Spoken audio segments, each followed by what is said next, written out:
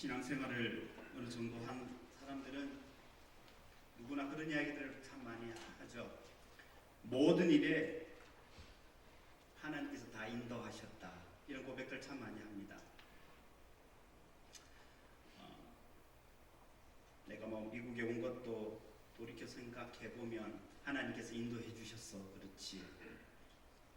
교회에 나오게 된 것도 내가 원해서 나온 것 같은데 그것도 하나님께서 미리 예비하셨던 것 같아. 하나님께서 인도하셨던 것 같아. 이런 고백들 참 많이 합니다.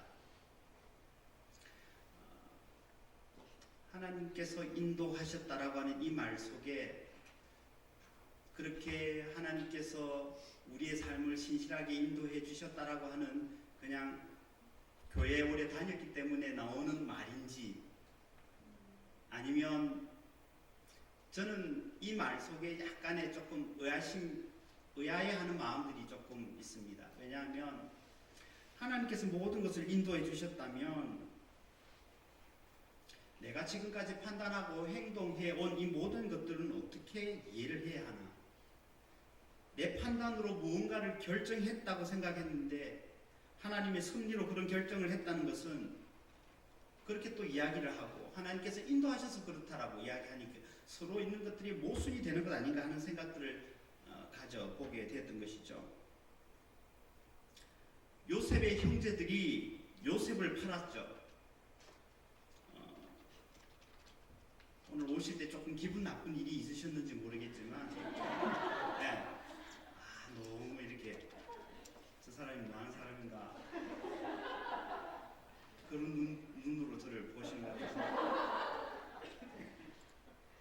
요셉의 형제들이 요셉을 팔 때 요셉을 팔았던 이유가 뭐죠? 질투죠. 미움이 있었습니다. 그런 건 아니죠. 요셉을 팔 마음이 전혀 없는데 그들의 의지와 상관없이 하나님께서 억지로 요셉을 팔도록 그들의 마음속에 질투와 어떤 미움을 심어 놓으셔서 어느 날 정신 차려보니까 요셉을 팔아버렸네? 그겁니까? 그건 사실이 아닙니다. 요셉의 형제들은 그들의 행동들을 보면 질투와 미움을 가지고 아주 계획적으로 요셉을 팔았음을 우리는 성경을 읽으면 단박에 알 수 있죠. 저의 인생 속에 하나님은 단 한 번도 저의 의지와 상관없이 강압적으로 저를 인도하신 적이 없습니다. 물론 주어진 환경이 무언가를 선택할 수밖에 없게 만든 적은 있지만 그때도 그 선택은 저의 선택이었습니다. 그래서 하나님의 절대적인 주권 때문에 인간에게는 어떤 선택의 여지가 없이 운명적으로 행동할 수밖에 없다라고 주장하는 것은 그것은 성경적이지 않은 것 같습니다. 인간이 뭔가를 행하게 되는 그것을 자유의지라고 할까요? 인간의 그 자유의지가 오늘 읽었던 말씀 가운데 예정이라고 하는 말이 나오는데 하나님의 그 예정 안에서 인간의 자유의지와 하나님의 예정 안에서 어떻게 이런 것들이 작용하는지 우리는 잘 알지 못합니다. 그러나 요셉의 형들이 요셉을 팔게 되는 그 과정 속에서 분명히 하나님의 계획하심과 인도하심이 있지만 그럼에도 불구하고 인간의 의지가 전혀 개입되지 않았다라고 말할 수는 없는 것이죠. 이성적인 한계를 지닌 우리가 하나님의 섭리와 인간의 자유의지의 상관관계를 이해하는 데는 분명 한계가 있음을 우리는 고백합니다. 그럼에도 불구하고 바울이 왜 하나님의 영역에 속한 이 예정에 관한 이야기를 끄집어내는 것일까? 바울이 지금 에베소서에 대한 배경을 잠시 살펴보면 에베소 지역에서 3년 정도를 목회를 하고 떠나지 얼마 되지 않아서 쓰여진 편지입니다. 원래 바울이 2차 전도 여행 때 에베소를 무척 가고 싶어 했지만 성령께서 막으셔서 마게도냐로 갔죠. 거기서 조금 고생을 하다가 드디어 3차 전도 여행 때 에베소로 가게 됩니다. 거기서 정말 엄청난 부흥이 일어났습니다. 사도행전 19장을 잠시 들여다보면 당시 그 두란노 서원을 세워서 아시아에 있는 모든 사람들이 거기에 와서 바울의 강론을 들었고요. 바울의 그 손수건이나 앞치마를 병든 사람에게 얹기만 하면 그 병이 떠나가고 악귀가 나가는 그런 역사가 일어났죠. 그리고 에베소 사람들에게는 자존심처럼 여겨지는 그 아데미 여신을 섬기는 것이 있었는데, 그런 그들이 점치고 마술하던 그 모든 책들을 불에 태우게 되는, 오늘날로 환산하면 수만 정도의 돈이 되는 그걸 불에 태우는 일이 일어납니다. 사람들이 변했다는 말이죠. 에베소서에서 일어난 이런 역사를 성경은 주의 말씀이 힘이 있어 흥왕하여 세력을 얻었다라고 기록하고 있습니다. 그런데 하나님의 놀라운 은혜로 부흥을 경험한 에베소 교회가 갑자기 폭동이 일어납니다. 그 이유는 데메드리오라고 하는 우상을 팔아서 장사를 하는 사람이 일으켰는데, 그의 생계에 문제가 생기는 거죠. 동네 사람들이 자꾸 예수를 믿게 되고, 그래서 우상을 팔아야 되는데 우상을 만들지도 않고 아데미 신을 섬기지도 않고, 이렇게 되니까 자기 생업에 어려움이 생기니까 민심을 동원해서 밀란을 일으키게 됩니다. 폭동을 일으키게 됩니다. 결국 이 어마어마한 폭동으로 인해서 바울은 에베소를 떠나게 됩니다. 이런 에베소 교회가 폭동으로 인해 얼마나 힘이 들고 들어붙겠습니까? 한번 상상을 해보십시오. 예수 믿은 지 얼마 되지 않았는데 이 폭동이 지금 일어나서 바울은 쫓겨나고 순식간에 교회가 흩어졌지 않겠습니까? 믿음으로 한번 살아보려고 그랬던 성도들이 얼마나 두렵고 낙심이 되고 절망이 되었을까? 하나님 정말 살아계신가? 이런 의문이 들 정도로 혼란스러워하고 있을 교인들에게 사도 바울이 처음으로 했던 말이 조금만 기다리면 좋아질 겁니다 라고 하는 무지갯빛 청사진을 제시한 것이 아니라 하나님의 사랑이 얼마나 무조건적인지를 설명하고 있습니다. 어쩌면 조금 무기력해져 있는 그 성도들에게 우리가 아무것도 할 수 없을 때 담대함보다는 두려움이 앞서고 시간이 지나갈수록 성숙해지기보다는 오히려 점점 더 의기소침해지는, 그래서 나 자신이 점점 없어지고 점점 불안해가는 그 교우들을 향해서 사도 바울이 해주고 싶었던 말이 뭡니까? 그게 예전입니다.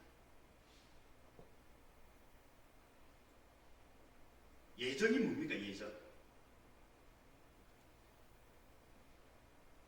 하나님이 다 알고 계시다면 내가 나쁜 짓 할 때 하나님 뺑 나타나셔가지고 그 못하게 막아주시면 좋을 텐데, 한마디 하셨으면 내가 나쁜 길 가지 않고 올바른 길로 갔을 텐데, 인간이 어떻게 할 수 없지 하나님께서 다 정해놓으셨다라고 생각하고 내 인생은 어차피 다 정해져 있다고 생각하는 것, 그게 예정입니까? 그거는 예정이 아니라 운명론입니다. 운명론. 주역이나 운명철학원에서 더 잘 압니다. 그런 것들을. 예정이든 운명이든 시간에서 출발을 하죠. 프리데스티네이션이잖아요. 그러니까 시간이 있으니까 전후가 있고 미리 정해졌다라고 했으니 미리라고 하는 어떤 시간적 개념이 나오고, 그러니까 그것을 갖다가 운명이라고 우리는 생각을 해버렸던 거죠. 우리는 지금 우리가 생각하는 시간대 속에 있죠. 과거, 현재, 미래라고 하는 그 시간 속에 살고 있습니다. 그런데 하나님은 우리의 시간과는 다른 분이시죠. 그분은 처음이요 알파 오메가, 처음이요 나중인 분이십니다. 우리가 가지고 생각하는 그 시간과는 관계없는 초월하신 분이십니다. 그 하나님을 우리의 시간 속으로 끌어들이는 순간 성경이 말하고 있는 예정은 이해할 수 없습니다. 풀 수가 없죠. 그러니까 이 예정은 하나님의 시간 속에 있습니다. 경험한 적이 없는 우리 인간은 이것을 이해하지 못하죠. 하나님의 시간 속에서 하나님이 정하셨다는 것입니다. 오늘 본문은 우리를 창세전에 택하셨다라고 말씀하십니다. 창세전이니까 우리가 생각하는 시간적 개념이 있습니까? 없단 말이죠. 세상이 창조되기 전에는 그 어떠한 피조물과 그 어떠한 조건도 없었을 것이죠. 그렇다면 저와 여러분들이 하나님의 자녀로 택함을 받음에 있어서 분명한 것은 그 어떠한 피조물과 그 어떠한 조건이 개입이 되지 않았던 말입니다. 저와 여러분들이 구원을 얻는 데 있어서 그 어떠한 외부의 조건이 필요치 않답니다. 단 하나의 유일한 원인이 있다면 그것은 오늘 본문 5절에서 말하고 있는 하나님의 기쁘신 뜻밖에는 없습니다. 하나님이 기뻐하시는 뜻 외에는 저와 여러분들이 구원을 얻는 데 있어 다른 어떠한 이유가 조건이 없다는 말입니다. 이게 예정입니다. 우리가 하나님의 시간의 개념을 이해할 수 없는데 왜 예정이라고 하는 이 단어를 사도 바울은 사용을 하고 있을까? 그 이유는 우리가 하나님의 자녀의 그 권세를 누릴 수 있는 데는 저와 여러분에게는 아무런 조건도 아무런 능력이 없다는 것을 말하기 위함입니다. 조건이 전혀 없다는 것을 표현하기 위해 인간이 택한 것, 우리가 택한 것이 아니라 하나님이 이 모든 것을 택한 것이라고 표현한 것이죠. 이것을 다른 말로 은혜라고 하죠. 우리 인간이 이해하기 어려운 이 개념을 왜 사용하셨을까라고 할 때 하나님의 의도를 우리는 잘 이해하셔야 합니다. 예정은 그래서 은혜를 설명하기에 가장 좋은 단어입니다. 내가 잘나고 내가 착하고 내가 뭐 남들보다 좀 선행을 하고 나 교회 오래 다녔고 이런 것으로 구원을 얻는 것이 아니라 하나님을 알 능력도 없고 그래서 내 인생의 주인이 내가 되어가지고 내가 행복하기 위해서 그저 열심히 살아가는 것 밖에는 알 길이 없는 나를 인간이 스스로 결단해서 하나님 앞에 나아올 수 있는 능력이 없는데 하나님께서 그런 인간을 그저 택해 주셨다는 거예요. 그것도 창세전에 왜 내게 성령 주셔서 주 예수 믿게 하는지 난 알 수가 없다. 없죠. 예정의 교리에 대해 칼빈은 이렇게 고백을 하더라고요. 이 교리 이외에는 우리에게 올바른 겸손을 가르치는 것이 없으며 하나님의 은혜가 얼마나 큰지를 진지하게 느끼게 하는 것이 없다. 이 예정의 교리를 들을 때마다 우리의 가슴이 하나님의 은혜로 내가 구원을 받았다라고 하는 이 사실 때문에 가슴이 뛰어야 하는 것이죠. 우리에게 잘난 것은 하나도 없는데 구원의 보탬이 되는 어떤 것도 우리 안에서는 찾아볼 길이 없는데 오로지 하나님께서 우리를 긍휼히 여기사 그 택하신 결과로서 우리가 구원에 이르게 되었습니다. 그래서 우리는 감사할 것밖에 없는 것이죠.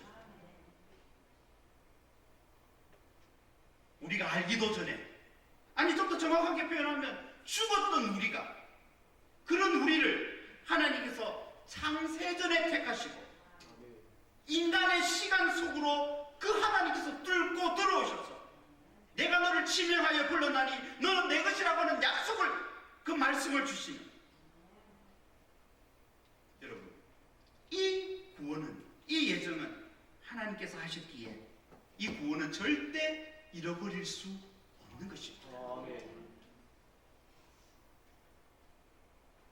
사도 바울은 그렇게 낙심해 있는 성도들을 향해 교회는 하나님이 세우셨다는 말을 하고 있는 것입니다. 하나님께서 주관하신다. 이로 우리로 예수 그리스도 안에 거하게 하시는 이것이 하나님의 전적인 은혜임을 말하고 있는 것입니다. 그러니 어떤 경우에도 에베소 성도들이여 낙심하지 말고 주님의 이 은혜를 붙들고 살아가라고 말하고 있는 것이죠. 이 세상에 보이는 것들의 유혹에도, 세상의 물결이 아무리 흉흉해도, 그래서 믿음으로 살아가는 것이 너무 힘들고 어려워도, 그것이 벅차다 해도 우리가 낙심하지 말아야 할 이유는, 우리가 하나님의 자녀가 된 것은 우리의 믿음이 아니라 하나님의 전적인 은혜이기 때문이다. 우리가 하는 것이 아니라 하나님의 주권 속에서 하나님께서 하심을 사도 바울은 지금 말하고 있는 것입니다. 이 구원은 성부 하나님께서 우리에게 베푸신 그 은혜임을 예정을 통해서 말하시면서, 예정한 사람들을 성자 하나님 예수님께서 구속의 은혜로 구원하셨음을 이어서 설명을 하고 있습니다. 읽지는 않았지만 7절에 이 속량이라고 하는 단어가 들어오죠. 성경에는 모든 사람이 죄인이라고 말을 하는데, 죄인이라고 말할 때는 뭐 거짓말을 많이 했나, 무슨 교통법규 어겼니, 뭐 이런 걸 가지고 죄인이라고 말하지 않습니다. 성경이 말하고 있는 죄인이라고 하는 것은 우리 인생의 주인이 내가 되어서 살아가는 거예요. 즉 다른 말로 하나님을 떠나는 것이 죄라고 말합니다. 죄의 결과는 무엇이죠? 잘 아시네요. 죽어야 됩니다. 저와 여러분은 죽어야 되죠. 저와 여러분들이 죽어야 되는데 죽지 아니하고 저와 여러분들의 이 죄를 대신하여 누가 죽으셨다고요? 이게 속량이죠.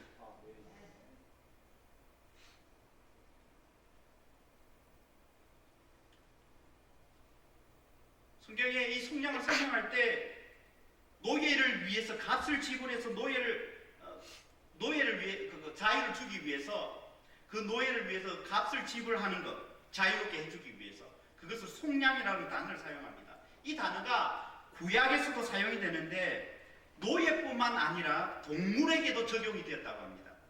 그러니까 율법에 의하면 동물이 이웃 사람에게 해를 가하면 그 동물은 반드시 죽여야 되죠. 그런데 주인이 그 동물을 너무 사랑해서 살리고 싶어서 동물 주인이 찾아가서 그 동물을 죽이지 않을 만큼의 큰 값을 지불하고 동물을 살리는 경우가 있습니다. 그때 지불했던 값을 속량, 속전, 속량이라고 하는 말을 쓰죠. 이 구속의 값을 지불하면 사람의 죄가 사함을 받아 자유함을 받는다는 것이죠. 예수님께서 이 값을 지불하셨다는 것이죠. 예수 그리스도께서 우리의 죄값을 대신 지불하여 우리를 속량하신 것이다.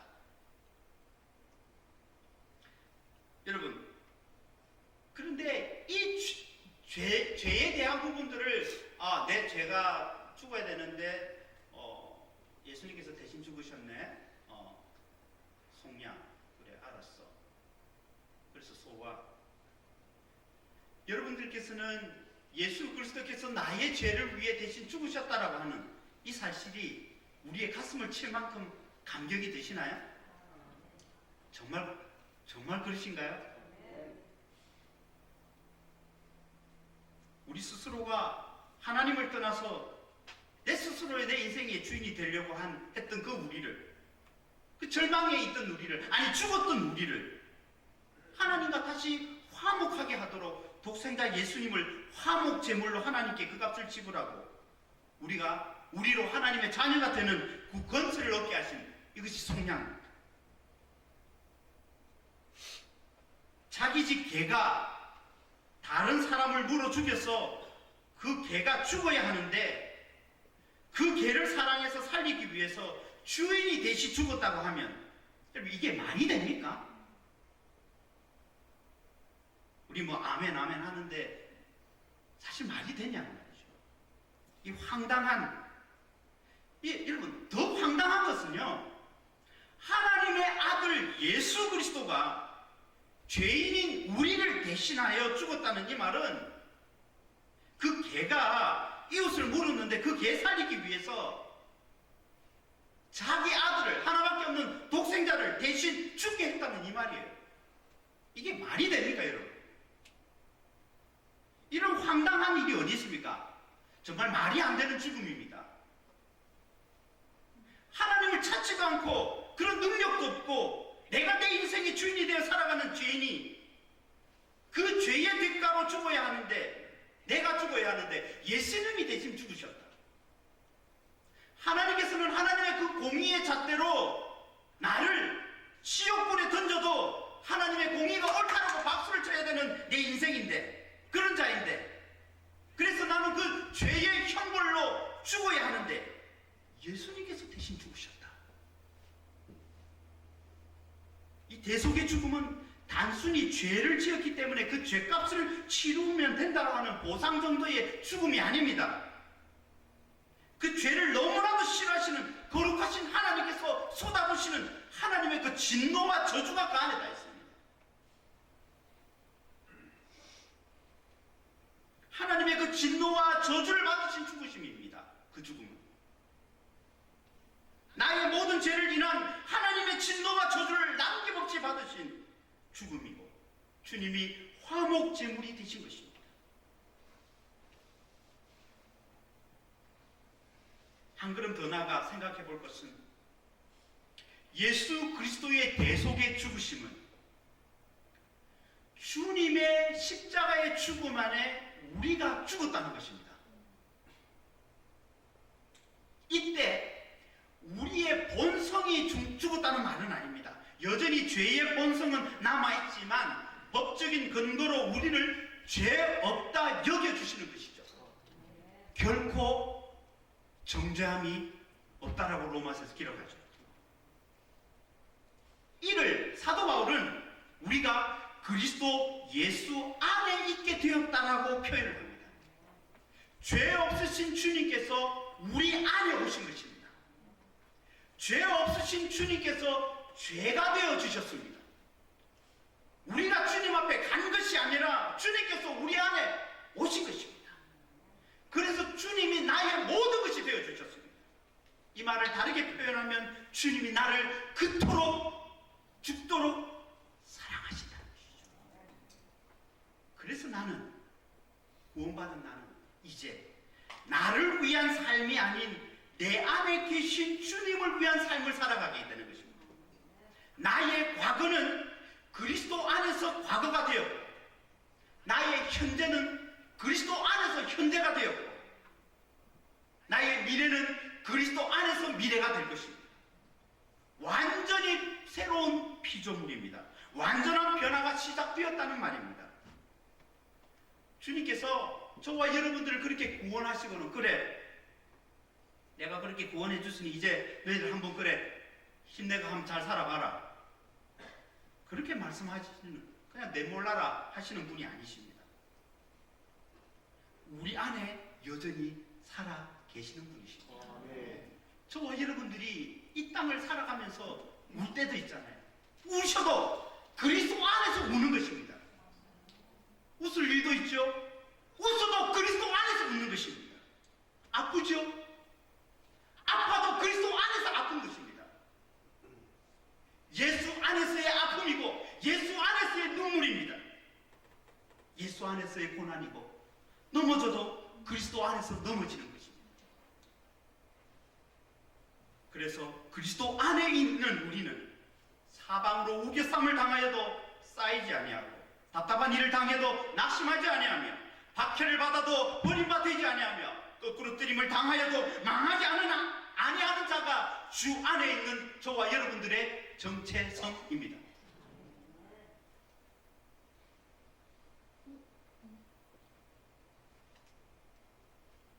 에베소 교회를 위해 서신을 썼던 지금 사도 바울의 상황은 어떤 것입니까? 지금 감옥에 있잖아요. 바울이 투옥됐던 이것은 에베소 성도들에게는 정말 슬프고 절망적인 일입니다. 그런데 그 자체로만 보면 소망이 없는데, 바울이 뭐라고 고백하냐면은, 내가 투옥된 것은, 내가 감옥에 간 것은 그리스도 예수의 일로 너희의 이방인을 위하여 갇힌 것이니 때문에 죄수로 감옥에 있는 나를 부끄러워하지 말고 하나님의 능력을 따라 복음과 함께 고난을 받으라 이야기합니다. 어떻게 이런 말을 할 수 있을까요? 사도 바울이니까 뭐 그 정도 안 했겠습니까? 아니요. 바울이 이런 고백을 할 수 있었던 것은 바로 예수 그리스도, 하나님께서 예수 그리스도를 통해 이루신, 좀 전에 설명했던 그 예정과 그 구속의 은혜 때문에 이 일들이 가능한 것이라고 말하는 것이죠. 지도자의 상실로 인해 깊은 절망감에 빠져있어 그 낙심과 두려움의 시간을 보내고 있을 에베소 교회 성도들에게 그 다른 무엇이 필요한 것이 아니라 그들에게 필요했던 것은 오직 예수 그리스도임을 선포하고 있는 것입니다. 여러분, 이 지금 본문을 한번 읽었던 본문을 보시죠. 찬양을 하고 있습니다. 찬송하리로다. 원래 원문에는 3절부터 14절까지가 끊어지지 않고 한 문단으로 되어 있습니다. 송령이라고 이야기하죠. 여러분, 감옥의 분위기와는 전혀 어울리지 않는 지금 바울의 찬양, 지옥과 같은 절망도 이기게 하시는 하나님의 그 은혜와 평강, 하나님의 그 예정과 하나님의 그 구속의 은혜를 때문에 사도 바울을 그렇게 강권했지 않았을까? 하늘하기에 그 빛도 들어오지 않는 그 옥중에 울려 퍼진 하나님의 은혜, 이 평강의 내용은 놀랍게도 교회의 본질에 관한 것입니다. 사도 바울이 말하는 교회의 본질은 인간의 시공간 안에서 이루어진 사도 바울의 그 열심처럼 보이는 그 전도, 그것을 듣고 회심한 그들의 열심에 기초하지 않습니다. 오직 하나님의 기쁘신 뜻에 따라 이루어진 예정과 그리스도 예수의 속량에 기초하고 있습니다. 그것을 지금 사도 바울은 찬양하고 있습니다. 1장 12절을 우리 다 같이 한 목소리로 읽어볼까요? 에베소서 1장 12절 시작. 이는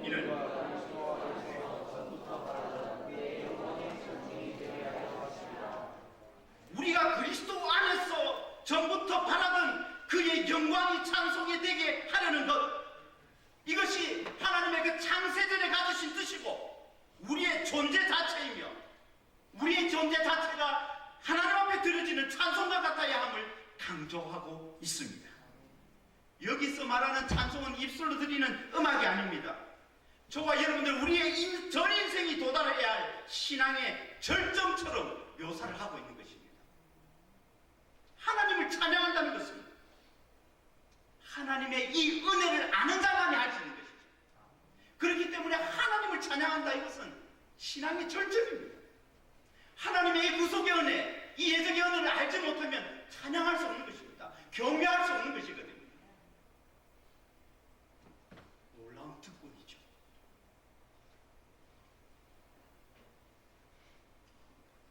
창세전에 우리를 선택하신 이 은혜와 예수 그리스도께서 우리의 죄를 위해 대신 죽으신 이 말도 안 되는 이 황당한 죽음, 이런 하나님을 아는 진리의 말씀으로 충만하여져서 이 땅에서의 우리의 삶이 하나님의 은혜의 영광을 찬미하는 것입니다. 우리의 존재 자체가 그러한 찬송이 되는 것입니다. 이것이 우리 인생의 목적입니다. 성부 하나님의 그 예정의 은혜와 성자 예수 그리스도의 속량의 은혜 때문에 찬양의 제사를 드리는 우리 모두가 되기를 바랍니다. 이것만이 우리 찬양의 근거요 내용입니다. 이 은혜는 찬양 때만 하는 것이 아니고 이 은혜는 누가 받았습니까? 이 자리에 있는 우리 모두가 받은 것이죠. 우리 모두가 누리는 은혜입니다. 그래서 진정한 찬양대는 누구입니까? 임마누엘 찬양대요? 성경이 그렇게 말하나요? 모든 진정한 찬양대는 누굽니까? 온 성도입니다. 온 성도가 찬양대가 되는 것이죠.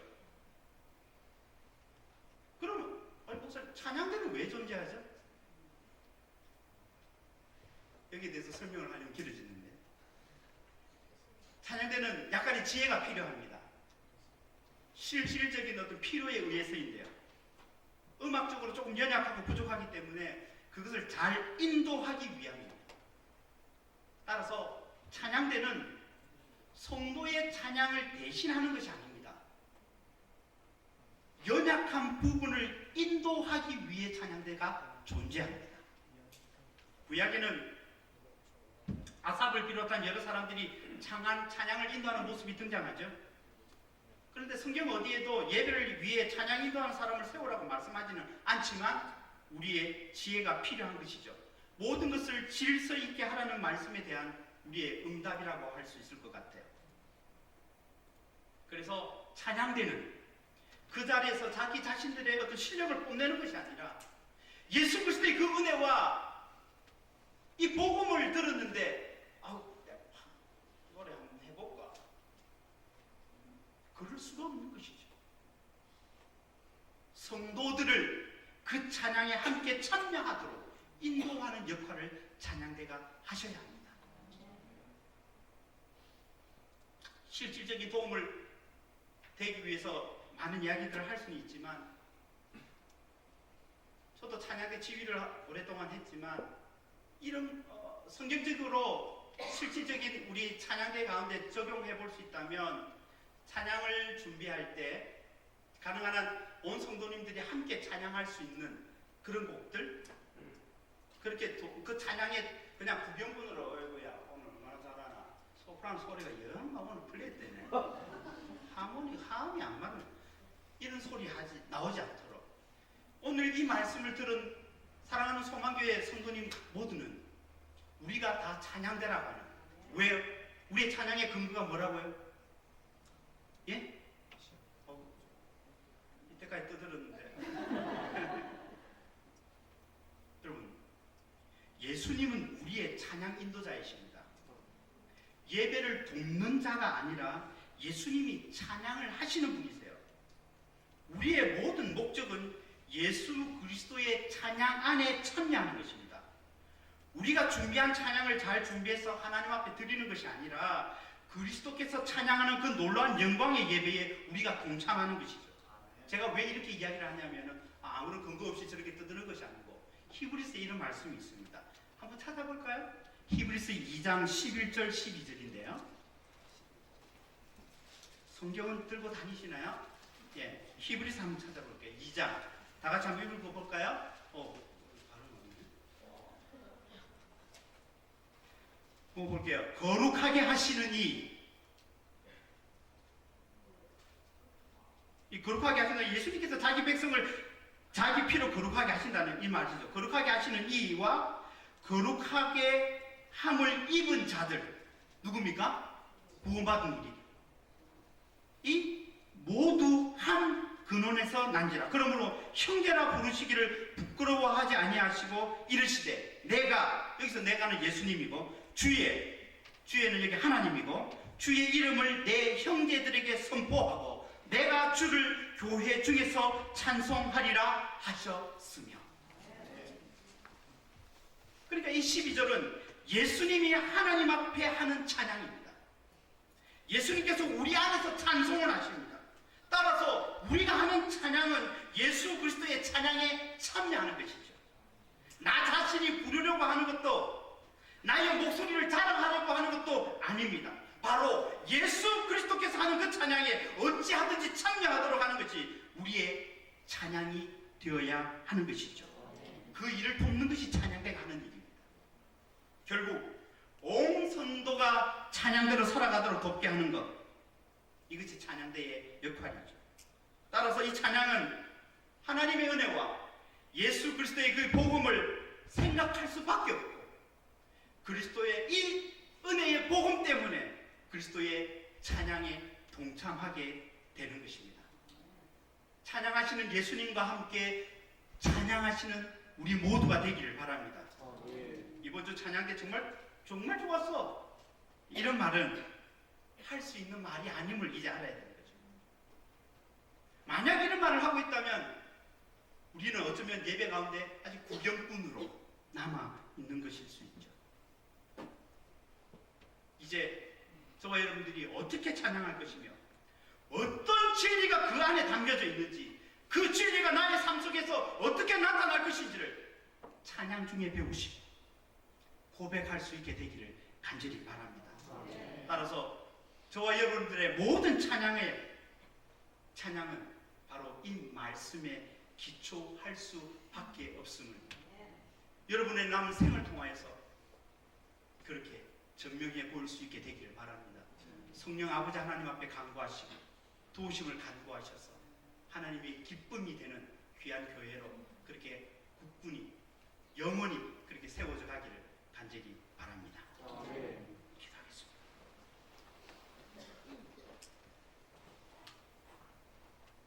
하나님,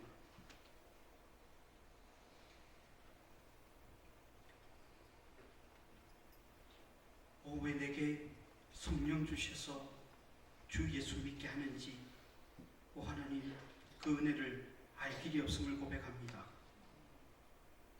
이 예정의 은혜와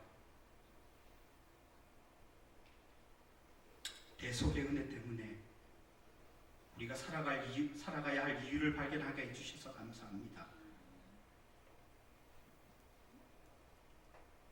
우리의 삶의 걸음걸음이 주 안에서의 걸음이기에, 주 안에서의 고난이기에, 주 안에서 흐르는 눈물이기에 넘어졌다가도 때로는 쓰러졌다가도 영원히 쓰러져 있는 것이 아니라 다시 일어나 나를 그렇게 인도해 주시는 주 안에 있는 자로서의 그 기쁨, 그 영광, 그 은혜 놓치지 않게 하옵소서.